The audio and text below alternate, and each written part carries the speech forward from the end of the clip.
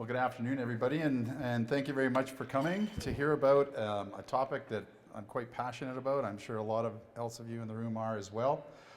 This is about water in Canada. Time to start having that conversation because it is a very, very important part of our country, our success. And it's today I'm going to take you on a little journey following the molecules through our country and see where we get. So we do have a bit of challenge ahead of us as a society, not just Canadians, but as a society in general. We have a growing population. You know, we're heading towards 9.2 billion in the next few decades. That's going to create a lot more challenges for water management, particularly around food production, because there's going to be a lot more mouths to feed, but also equally around energy for the masses. Energy is very tied to water, as well as trying to maintain our pristine landscapes. You know, we live in a very beautiful country here, and we have some very picturesque landscapes, and water is an integral part of that. And then we have challenges with the changes that we're heading towards in the future with respect to global warming and the implications that might have. So what's interesting is that all of these aspects are actually tied to water when you actually look at it in one way, shape, or form. So it is a very, very important resource. It's probably the most important resource that we have. And what's interesting about it is it's valued very differently by different people. Some people get very emotional about it. Some people are very pragmatic about it. And this is why it's important to start opening up this discussion, because it is an important aspect of how we move forward. So if you look at the distribution of water on the planet, 97.5% of it is salty, not of really any great use, unless of course you're in a water short area and you can desalinate it. So we tend to focus on the freshwater side of it, which is 2.5%. So that's a very, very small percent of the water that's on the planet. Most of that is locked up in the ice caps and the glaciers, about 79% of it, and about 20 to 25% of that is actually underneath the ground as groundwater. So what's interesting is when you look at the balance of the fresh water that's left, it's about 1%, 1.2%. Most of that in lakes, a lot of that locked up in the soil, and when you actually start looking about where the water is that we access on a day-to-day basis, like in rivers and things like that, it's a very, very slim percentage, 0.01% or thereabouts of the water, fresh water on the planet that we access on a day-to-day basis. So what I find very interesting and concerning sometimes is we spend a lot of time focused on a very, very small percentage of the water when there's a lot more water out there that could actually be employed in our day-to-day lives, the groundwater. So that's my shameless plug for hydrogeology.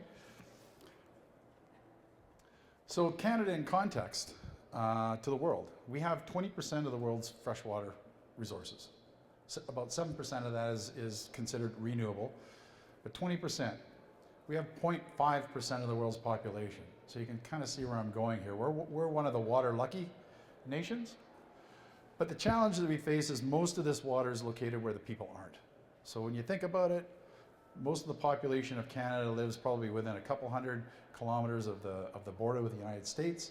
But most of our water is actually located in the northern parts of our country. When you actually look at the countries with the largest renewable water, we're number 4. But you can see here that Brazil, this is renewable resources every year, cubic kilometers or billion cubic meters, depending on how you want to look at it. It's by far the largest. But we come in with a fairly significant amount of renewable water and a small population. So on a per capita basis, we have a lot of water that we can use. Who has the water? If you actually break it down by province, it is the central to eastern provinces that have the lion's share of the water. So that's the wet part of the country. When you actually come out to the west here, it's quite a bit drier. Southern parts of Saskatchewan, southern parts of Alberta, mainly because of the Rocky Mountains and the rain shadow effect. So this is where most of the water is in our country. Where does it go? So there's a number of large basins like the Mackenzie or the Nelson, or waters flowing out to the Pacific Ocean, the Arctic Ocean, the Atlantic Ocean, and this is just giving you an idea of some of the magnitude of those numbers. They're very, very large. By far the largest amount of water is stored in the Great Lakes at about 22,500 cubic kilometers. But we also have a lot of water that's flowing out into the ocean. So this is an opportunity for us to understand where that water is. It is going back out to the ocean to get salty, but it's also coming back to us as precipitation each year. So it is a water cycle. We need to keep that in mind. So what about groundwater? We talked about groundwater being a significant percentage of the fresh water, of that 2.5%. What do we know about groundwater in our country? A lot of people say we don't know anything about groundwater. Well, as a hydrogeologist, I take exception to that because that's basically what I do as a profession, trying to understand that. But arguably, we know something about it, but maybe we don't know enough about it. So let's have a look. Where are we at in the status of understanding our groundwater? BC's doing some work. They're mapping their aquifers to understand the resource base they have, but they don't actually understand the volume, right? So understanding where the water is important, but understanding how much we have is equally important, as well as how much is recharging the system on an annual basis.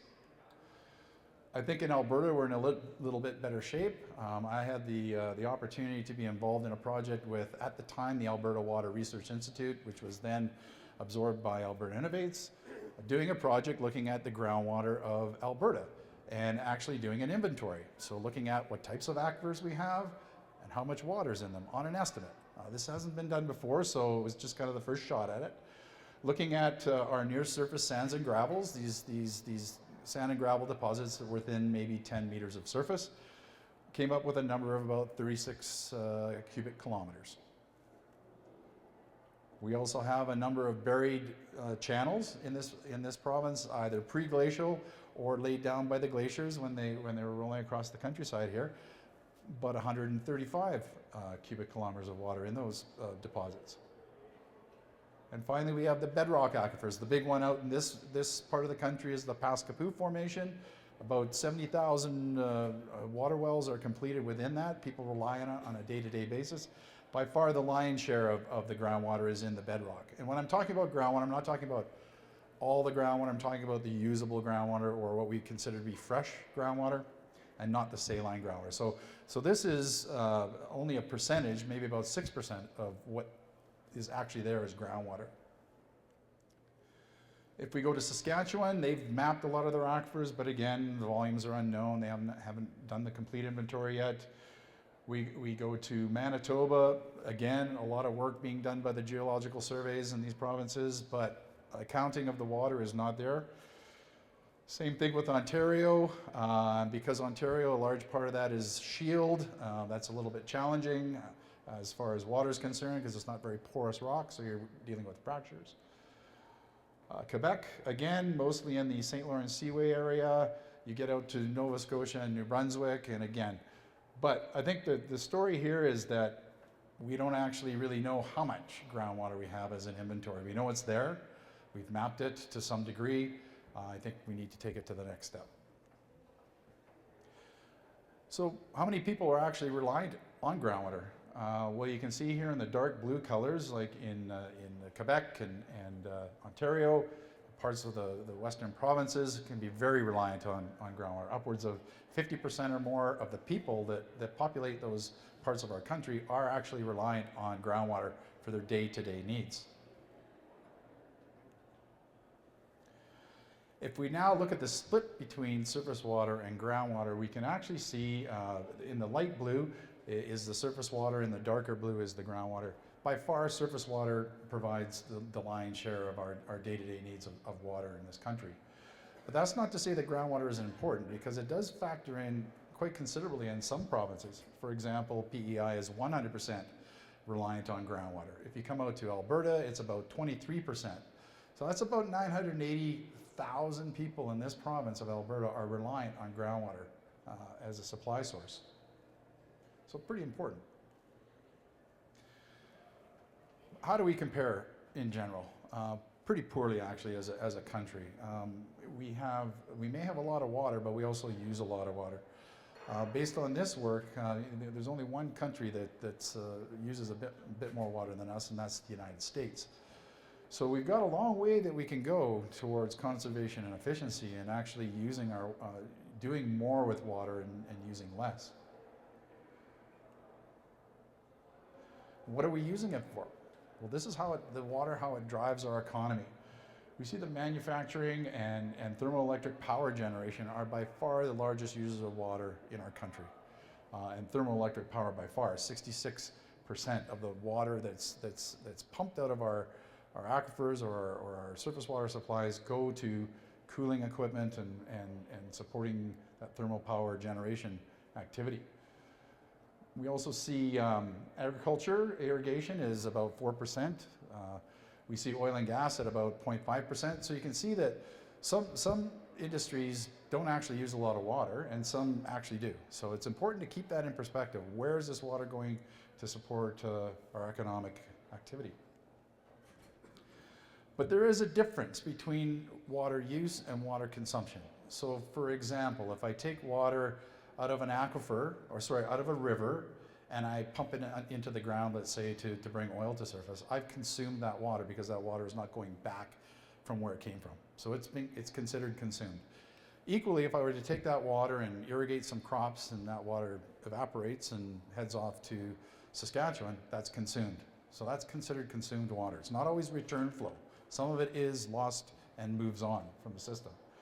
So again, there to the thermal power generation, you can see that by far they're the largest users, but they don't consume a lot because a lot of that actually is returned into the system. Where we see the highest consumption of water in our economy is in the agricultural sector, by far, because that water is either taken up into the food and that food is eventually exported off into another country with that residual water in it. That's called virtual water, leaves our country, or it does evaporate and moves off. How does this all factor into our economy? Well, Stats Canada has indicated that more than 90% of the water that's withdrawn goes to support our economy. So that you can see that water is very, very integral to the economy of our country. When you actually look then at the amount of value that it drives, it's significant. That's $1.4 trillion is in one way, shape, or form is connected to water. So it's quite important to understand the importance of our water and how we're using it and how we're going to be managing it sustainably. There's some of the major contributors. The largest contributor to our economy is manufacturing. We have oil and gas, which is a significant component of that. You see utilities, you see agriculture. These are some of the industries that are quite reliant on water, but again, a lot of water is connected into a lot of these activities in other ways. So this now brings me to, okay, so I hope I painted the landscape for you with respect to water in our country and where it is and how it's being used. There are a number of threats that we face in this country with respect to our water supplies. Over-allocation or overuse.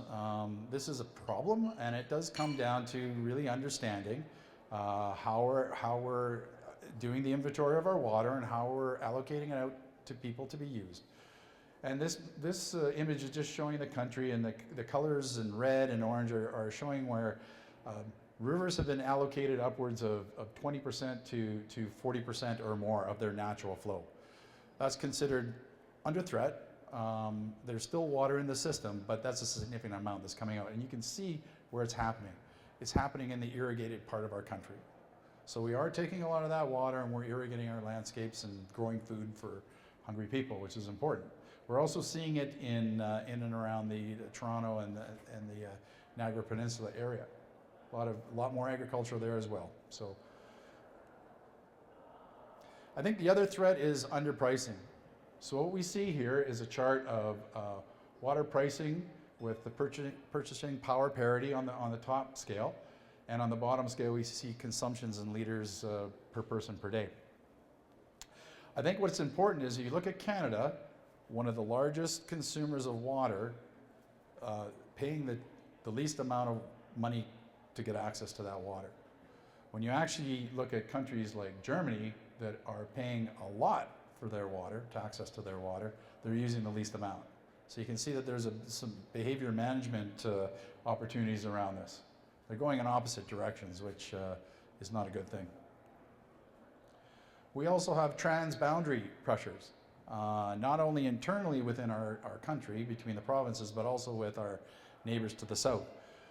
We have a number of significant aquifers that do go across the border into the United States, and they're being managed differently south of the border than they're being managed here. We do have the International Joint Panel that was struck a long time ago to discuss these challenges, and they are working through a lot of these. With the Great Lakes, it's probably where most of the discussion is centered, and there have been some interesting things happening lately. For example, there was a recent approval that was given to a small town in Wisconsin, Waukesha, Wisconsin, that was actually approved by a number of governors and state officials in the United States, but we're not quite sure they actually talked to Canada about this. So it makes me wonder whether we're starting to see a little bit of invasion coming in. We also have agricultural impacts, and we know what that can lead to. This is an image showing just the net anthropogenic nitrogen input to our environment, with the orange and the yellow colors indicating the highest input of nitrogen through fertilizers or animal waste. And we can see in the United States, there's a lot of that happening in the Central Plains, but we also have some of that flowing into our country, as well as agricultural impacts coming in from Alberta and Saskatchewan. And what's happening? Well, it's causing problems in things like Winnipeg, where we're now starting to see algal blooms because of the nutrient loading that's going in there. And so managing those nutrients is really, really important to keeping the balance of the aquatic environment. Then we've got climate variability, which is different than climate change. Variability is just the annual or decadal swings of our climate. And we can see that sometimes we're going into warm phases, warm, dry phases. Sometimes we're getting into cooler and wetter phases. And of course, obviously this is not a constant, but it does have an impact on how much water is available in our system. And it speaks to the reliability of our water supplies. So you can see trends, 1971 to 2004 in southern Canada for water in the system is actually trending down on average. It does swing up and down, but on average, we're also seeing decreased flows in our rivers. That's not to say that's going to stay that way, but that's the trend right now, and that's why we have to monitor and collect that information. And then there's climate change. So this is the global warming. As the earth warms, the ability of the atmosphere to hold more moisture increases. All predictions from the global circulation models for Canada are that we'll see obviously warmer temperatures, more extreme in the north, but most of the models are predicting that we'll also see more precipitation. So it's just like, oh, we have more water in the system. Well, no, that doesn't necessarily mean that that's going to be the case. We're talking about more water falling on the landscape, but it depends on when it falls, how much evaporates, all of that. And so this isn't a given that there's going to be more water. So it's very important to understand that. And the list goes on.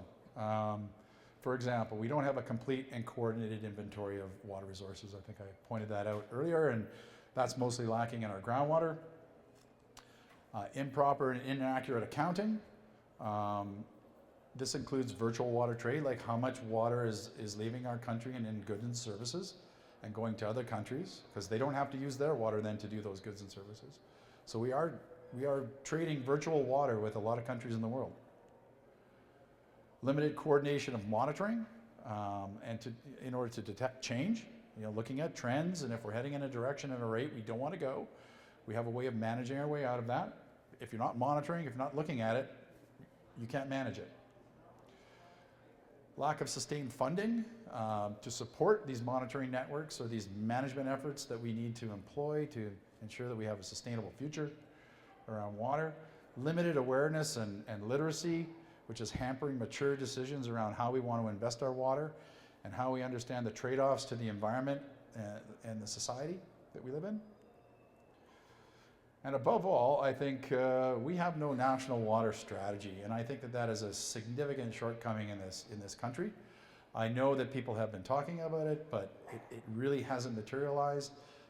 And as a member of the water community, I think this is one of our biggest failings, because trade agreements can change.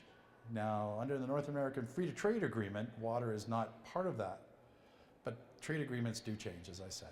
And so we need to keep focused on this. We need to understand our water, because if and when the day does come that we have that conversation, we're prepared.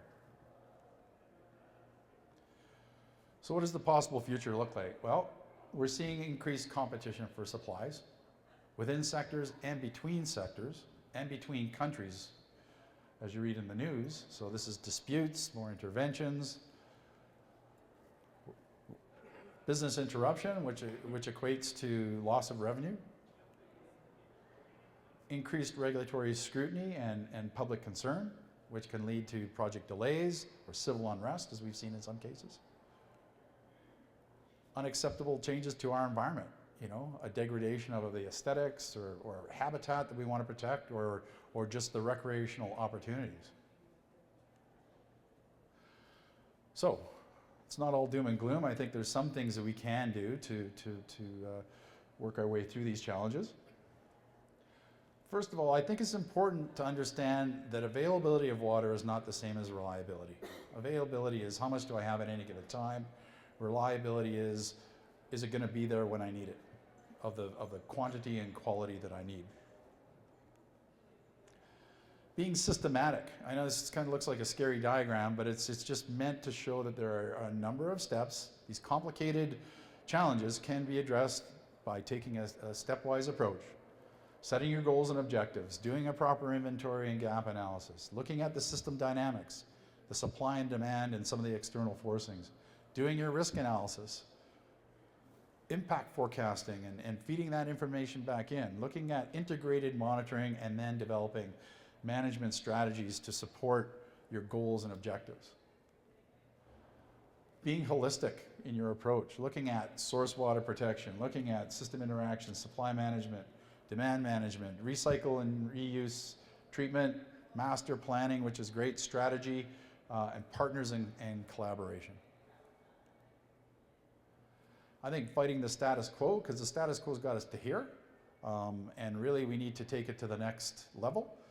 And so fighting the status quo and bringing in some innovation as to how we're approaching our water inventory and our water management, not sticking with the old way, maybe looking at some new ways is always good. Understanding the triple bottom line, okay? Finding that balance between the society, the environment, and economy, but also knowing that every time that you put weight on one of those parts of the Venn diagram, the other parts have to give. So there's going to be some trade-offs.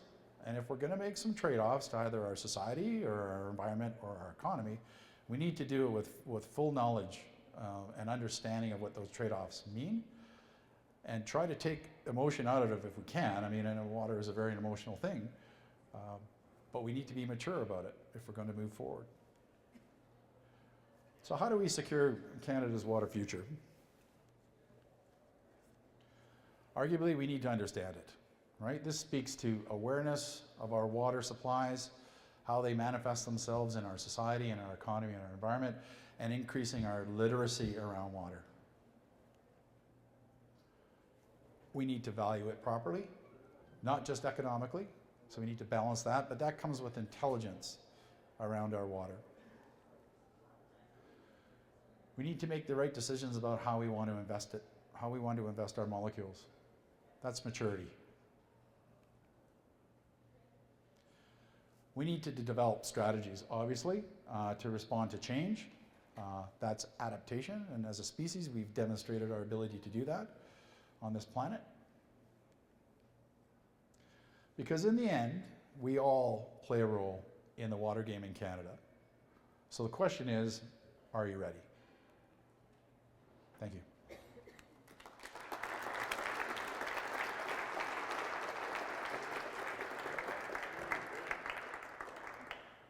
So there is a microphone. If you have any questions, just raise your hand. That way everybody can hear what you're asking. And Chanel will come over to you.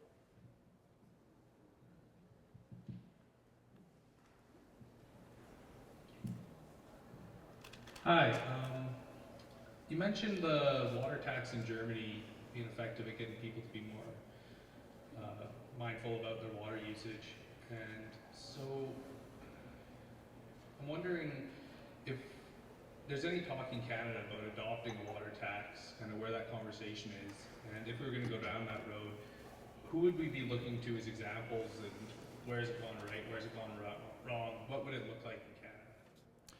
Okay, so that's a good, very good question. You know, you actually don't have to go very far to look to see where that concept is being employed.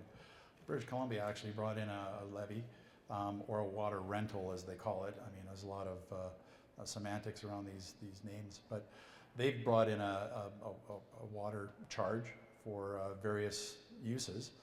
It'll be interesting to see where it goes with respect to that jurisdiction. There have been a lot of conversations in Canada around this. It's very controversial, obviously, because if you recall, one of the major water users in the country is agriculture, and agriculture is a supported industry, which is fine. We support a lot of our industries. And so I think that's where, you know, some of the, you know, the conversations have been put to the sideline. I think it's a reasonable approach. If you look at how much water is allocated in Alberta, it's about 10 billion cubic meters. That's not how much is used, it's just allocated. Maybe about 40 or 50% of that is used. But if you were even to charge 1 cent for every cubic meter that was allocated, it would generate a lot of money that could be used to sustain monitoring and management efforts. So although it's quite controversial, I think it's a reasonable way to go. And you can see the behavior effect that it does have. People understand that, you know, if something's going to cost them money, they think about it a little bit differently. We also know metering is another way of getting people in touch with how much water they're using and the cost, right? So I think there's a lot of things we can do to manage that behavior and also maybe generate some sustaining funds to keep the monitoring and management activities going.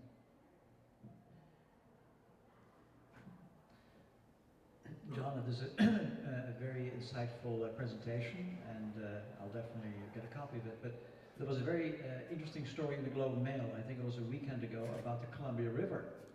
And it made me realize, you know, water is very political, we know that, but it is also between countries. And so the Columbia River starts in Invermere, then it goes to Revelstoke, and then it turns around, and then it goes south to our friendly neighbors.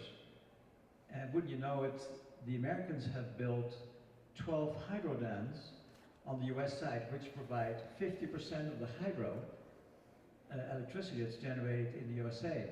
And I guess there is a treaty that between the two countries about good water stewardship on the Canadian side, and in return we get free electricity. And that treaty is now up for renewal, which I think is a very interesting time as well for renewal. Correct. Given what some of the things that we're hearing from the south, and there's lots of things that we could do, including planting some beavers at the border who could build some really good dams for us to divert that water. Yeah, that is a bit of a hotbed of conversation these days, because yes, the Columbia River Treaty is coming up for renewal. Under that treaty, Canada is entitled to 50% of the power that's generated by those dams, which is great. But the trade-off is that we've provided flood protection for the state of Washington. I don't even know how to equate how many dollars that would save them in insurance payments. Not to mention that it's created more storage for them to fuel a competitive agricultural industry, like their orchards, that are competing against Canada, right? So if you actually did the full cost accounting on this, it would be interesting to see whether we are getting a good deal or not, and whether or not that information can be brought to the table when they renegotiate the deal. We also flooded a lot of land, by the way, that displaced people and habitat. So yeah, I don't know if a full cost accounting was done on that. It'd be interesting. Hi, John. I believe you mentioned something about virtual water trading, and if so, can you just explain that or elaborate a little bit? Okay. So when you grow a beef cow, you use a lot of water to raise that animal, either through the feed that it consumes or the water that it just generally drinks.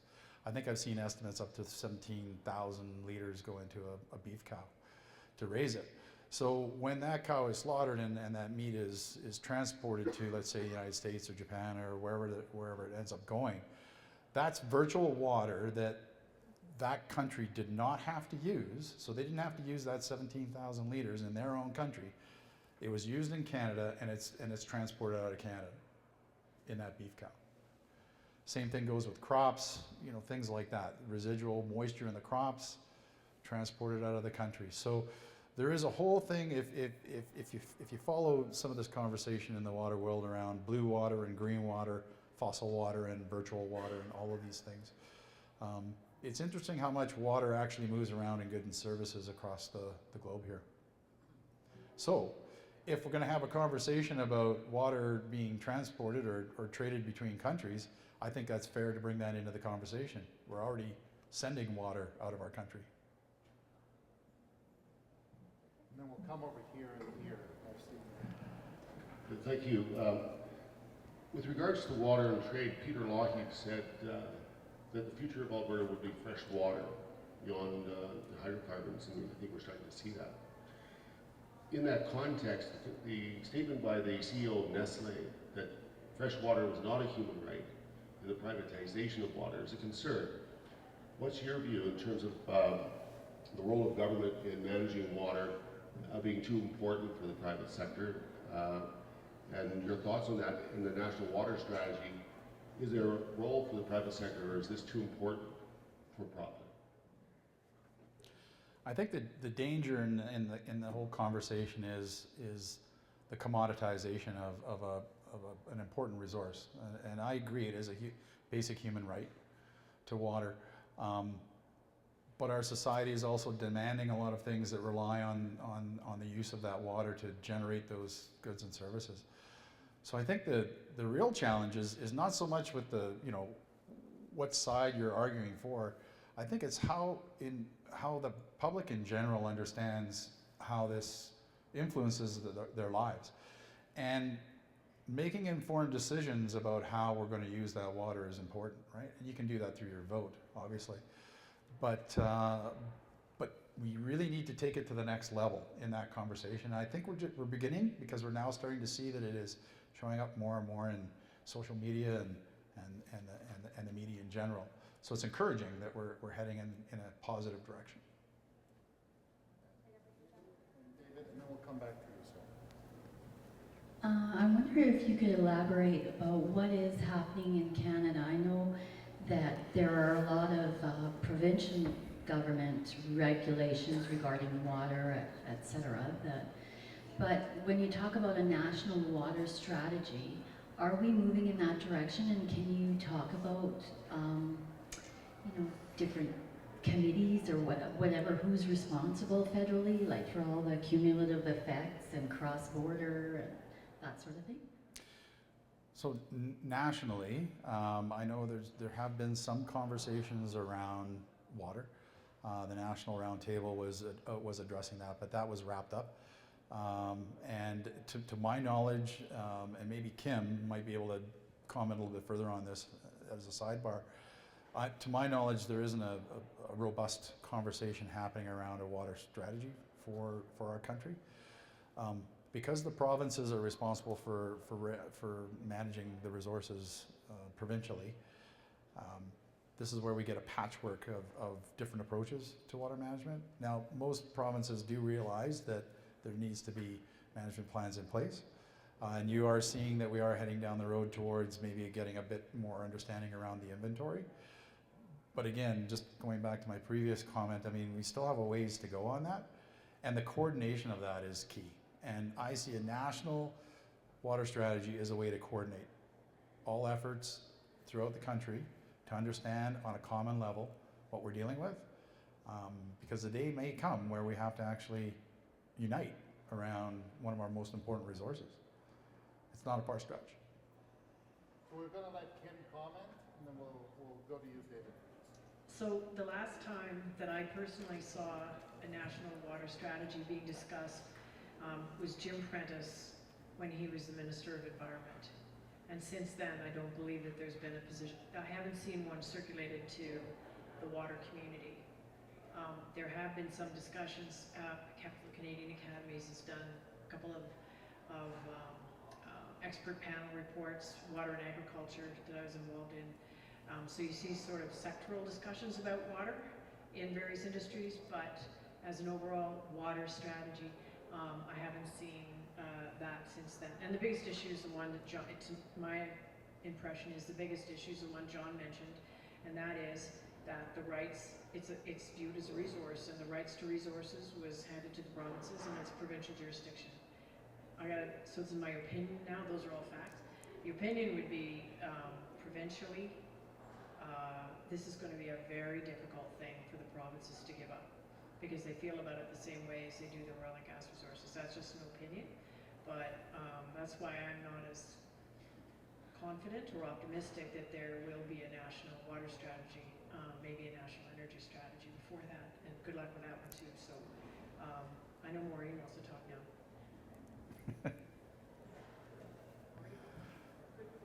Sure, we'll give it to Maureen, then we're coming to you, David. We haven't forgotten the gentleman in the back there. I'm not sure if I can make this comprehensive, but water is a complex legal issue, and the resources are the provinces, but the Constitution of Canada gives federal government navigable waters and fisheries. So the province has the jurisdiction for the resource, but only to the extent that it is not overridden by the other constitutional issues. So it is a very complex thing. So I would like to ask another comment, just because we have in southern Alberta, or in Alberta, we have created a water market. So when you have to allocate a limited resource, the province in its wisdom chose to create a water market to so that the market itself could help decide who gets the water when it's limited supply. So when you're talking about making a decision about who gets the water, we've essentially chosen the market. And can you comment on that, John? Where else in the world is the water market? Where are the drawbacks? I just wanted to point that out because this is a forum in this hall for people to know that we have created a water market to make our choices for us. Yeah, we have. We're not the only ones. I don't think you have to look very far. You know, you can look south of the border and you can see what's happening in the United States. So for example, I mean, because we exist under prior allocation, in a lot of the states they exist under prior appropriation, which means I was there first, I get the water first, or I have riparian rights or whatever. So it's the whole legal aspects. I don't know the ins and outs of all of it. Maureen, you would know better. But when you leave a resource like water up to the free market economy, you know exactly where it's going to go. It's not sustainable. So you're pulling on the economic side of the Venn diagram, and you're seeing trade-offs happening in the other two. So my fear, particularly with our neighbors to the south, is it's because they're driven by a free market economy, which runs counter to sustainability. They're eventually going to run out of that resource that's driving, you know, their food production or whatever. And it's not a far stretch to think that they're going to start looking north of the border to a water-rich country to maybe start having some discussions. We're not ready for that. You can already see the fragmentation in the system and the uncoordination that's occurring. So really, I mean, this is kind of the rally call here we have to raise our awareness of the importance of this, so we are prepared to have that discussion, either between provinces, within our provinces, or between countries. So we got a long way to go. And I'm a bit disappointed because we're just not moving fast enough, and it always seems that we have to come to a crisis to start, making some moves. That's not the right time to be making decisions. So we got to get ahead of this one, I think. This is a question referring to the developing world. I hear a lot about groundwater, tables going down, aquifers drying up. Am I missing something here? Is it difficult to replenish these sources, or are people just not bothering? Or how quickly does nature do it? Okay, good question. You know, you can consider groundwater, which we're talking about, aquifers, things like that, water levels, as a renewable resource because, of course, it rains or precipitates every year, but it varies, right, as how much precipitation you're getting. So if you're taking water out faster than it's going in, that's obviously part of the problem, and we're starting to see that in some of the aquifers in the world. The High Plains aquifer that runs from Nebraska down to Texas, for example. So Texas is a great example because you actually own the water underneath your property. So you can pump all of it out. And it doesn't matter if you're impacting someone across out of your boundary, you can do that legally unless they complain. So that's an extreme. You know, the other extreme is you know, that that it's not touched at all, right? But we're not really actually experiencing that in our water world, as I would call it. So recharge is really, really important. Understanding the age of the water is really, really important. How quickly is it going back into the system? How much are we taking out? Another aspect of this is just the change to our landscapes that we've created on this planet. Over 40% of our planet's surface is cultivated, right? I call that footprint. That's a significant footprint. We've changed lands from prolific grasslands to cultivated lands. We've changed the water balance of the world, and so that's going to influence recharge, right? So really understanding, you know, the balance, this whole balance is really important, and we're not there again. You know, we're kind of starting to head down that path, but we really need to be provoked by, you know, this crisis of declining water levels and projecting out, oh my God, this aquifer is only going to last for another 30 years to create action. Now, there are some states that are, you know, working to resolve that, you know, artificial recharge projects and things like that. Arizona is great for it. Other parts of the states where they have recharge basins where they take treated wastewater and they allow it to recharge into their aquifers, flow through the aquifers to be treated naturally and pull it out downstream, right? There's ways of managing water, so I'm not an alarmist. I don't think it's a water crisis. I think it's just a management challenge. So we have a question at the back, and we're going to bring our last question to Leo. But John has graciously said he's going to stay for a bit, so do come and see him afterwards, okay? Thanks a lot for your presentation, John. I just had a question about what you think the biggest problem would be for Canada for access to water in the next 5 to 10 years. Just one? Yeah. Access to water. Well, I think Maureen actually made a really good point about, you know, this water market. People actually holding back large parts of licenses that may not make it available for other people and using it for economic gain. But I think outside of just access to water, I think our biggest challenge is awareness. We can't resolve some of these challenges without actually becoming aware and literate about our water. Where does our water come from? How is it being used? What is it worth to us? You know, and balance and understand the value, have that value conversation. Those are probably our biggest challenges right there.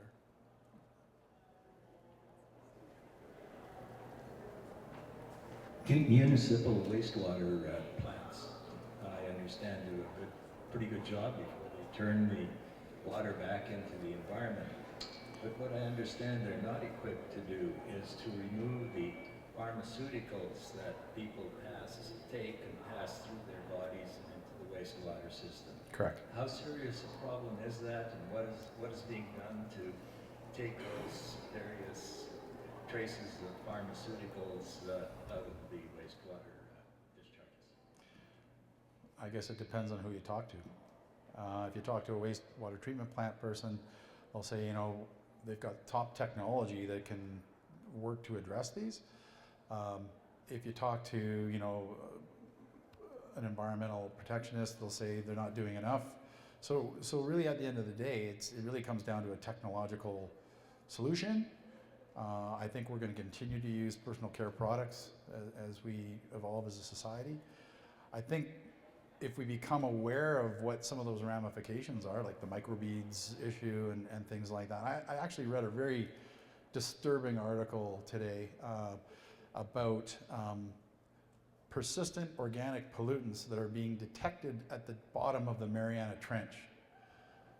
What does that say to you? I mean, we have had a significant influence on this planet. I mean, it's us and our changes in behavior that are going to dictate what the future is going to look like. So if we're becoming a convenient society where I can take a pill to do for that, or I can do this with the other things, that's what we're trading off. So that's a trade-off. I don't think I really gave you an answer to that question, but it's one of those questions that's going to continue to be asked. Yeah, it's a good question.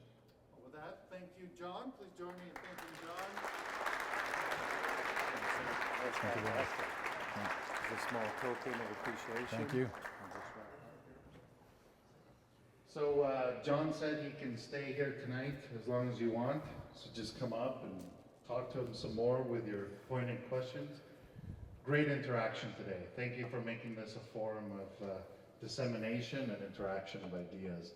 Before you go, it's important that you fill this out for us and tell us how we did today, and also tell us what topics you want us to cover. This is a great example because the topic today was put forward last year through one of these cards and how we are to approach it. And that's what led us to seeking out John to come and talk to us this year.